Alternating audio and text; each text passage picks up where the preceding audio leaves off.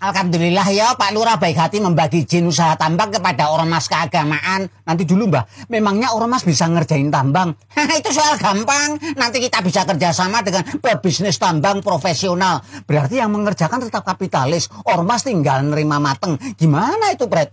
Pak Lurah itu sengaja mau merusak sistem bernegara kita, Lek. Mengolah kekayaan alam terdapat 3 elemen. Pertama, kapitalis yang bekerja mengeksploitasi dan mengakumulasi. Kedua, negara atau pemerintah yang bekerja mendistribusikan hasil akumulasi dari kapitalis. Ketiga, institusi kemasyarakatan seperti ormas, LSM, NGO, dan sebagainya yang bekerja mengawal keadilan distribusi, nilai-nilai kesosialan, dan moralitas masyarakat. Nah itu, kalau ormas keagamaan terjebak bisnis, habis dong aparat pengawas kritis dan pengawal nilai dari masyarakat. Itulah Lek, maka dapat dikatakan Pak Lurah bagi-bagi tambang itu merupakan sogokan politik agar ormas tidak mengganggu pemerintah. Ormas yang semestinya idealis diracuni pragmatisme. Kepengurusan ormas nanti hanya menjadi ajang tarung untuk menjadi CEO, bukan adu gagasan dan kapasitas memperjuangkan nilai. Lupa bahwa ormas bukan ajang berburu kesejahteraan, tetapi alat memperjuangkan nilai. Dari pikiran itu, ormas keagamaan seharusnya tersinggung dan marah, Pret. Bukan malah alhamdulillah disuap agar ikut merusak peradaban kok alhamdulillah. Ajur cung.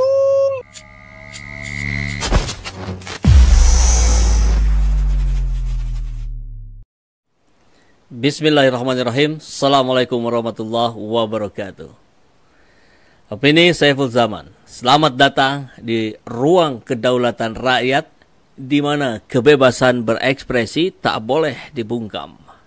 Sahabat SCT, hari-hari ini kita melihat banyak perilaku dari kekuasaan yang tidak mencerminkan kehendak, isi hati dan pikiran rakyat.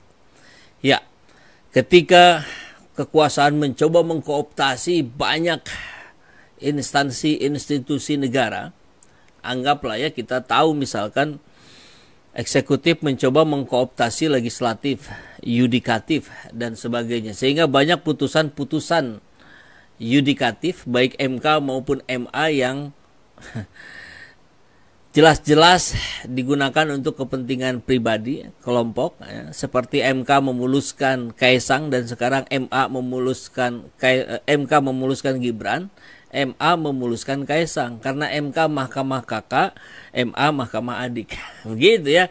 Sehingga hari ini kita melihat bahkan ormas keagamaan pun mencoba dikooptasi. Itu dalam pandangan kita sebagai rakyat.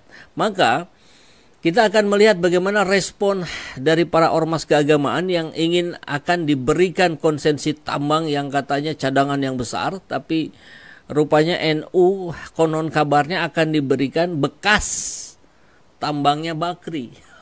Bekas mau sebesar apapun tetap aja bekas ya, bukan fresh. Nah ini kemudian yang membuat kita rakyat jelata menginginkan Bahlil untuk membuka matanya. Buka matamu Bahlil. Lihat bagaimana respon dari Muhammadiyah, PWI, PGI, KWI, HKBP. Dan itu semua menolak. Karena apa? Karena ini seperti upaya untuk mengkooptasi. Ini seperti upaya untuk mengendalikan, menyanderakan. Kita tahu bagaimana hari ini politik-politik yang ada di Indonesia ini politik sandera. Jadi upaya-upaya untuk menyandera sehingga mereka tidak berkutik dan akhirnya manut saja pada kehendak kekuasaan. Itu perspektif publik hari ini. Kita melihatnya begitu gitu. Nah seperti yang digambar, ini kalau yang di vertikal memang nggak kelihatan ya. Tapi di thumbnailnya sama lah ya, kurang lebih begitu ya. Buka matamu Bahlil, Muhammadiyah, PGI, KWI, HKBP tolak konsensi tambang.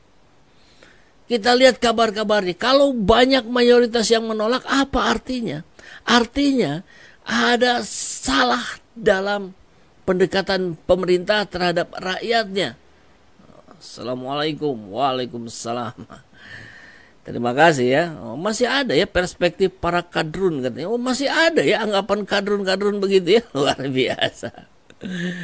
Aduh. Kita lihat langsung kabarnya. Ini dari suara.com. Muhammadiyah tolak tawaran izin tambang Bahlil .2 kita kasih yang butuh. Artinya ada ketergesa-gesaan sehingga bahasanya bahasa defensif. Ya kita kasih yang butuh saja. Tidak mencoba untuk menawarkan sesuatu yang masuk akal untuk rakyat, kan begitu. Muhammadiyah diusulkan untuk menolak tawaran jatah izin usaha pertambangan atau IUP yang ditawarkan oleh pemerintah.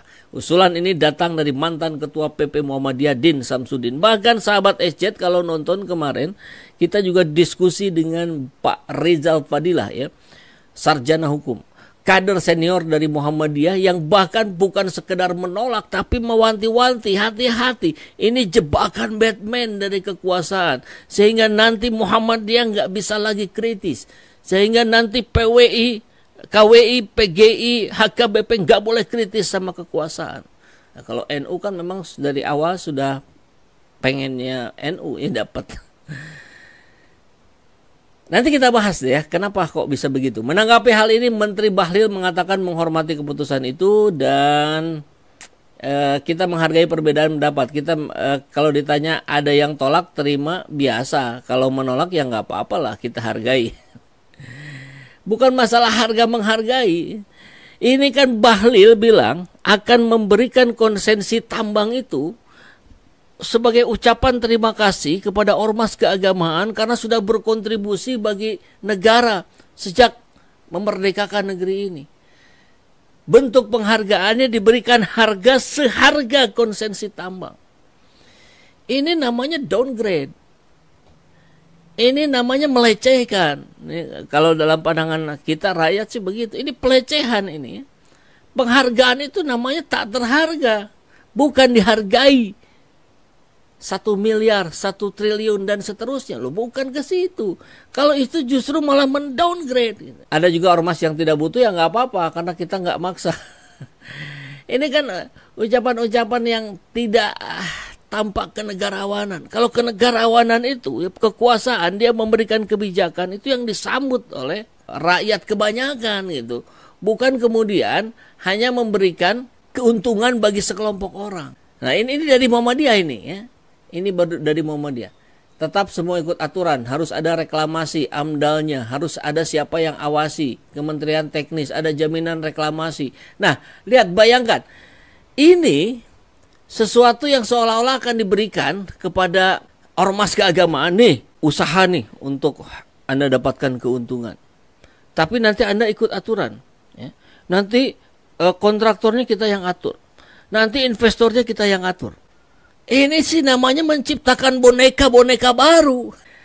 Bukan diberikan sebuah usaha dikelola sendiri. Pada akhirnya bukan begitu, karena semuanya diatur.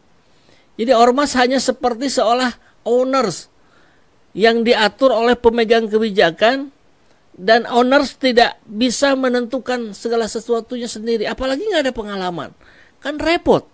Sehingga bukan hanya Muhammadiyah, KWI nyatakan tegak lurus, tolak kelola tambang ormas keagamaan.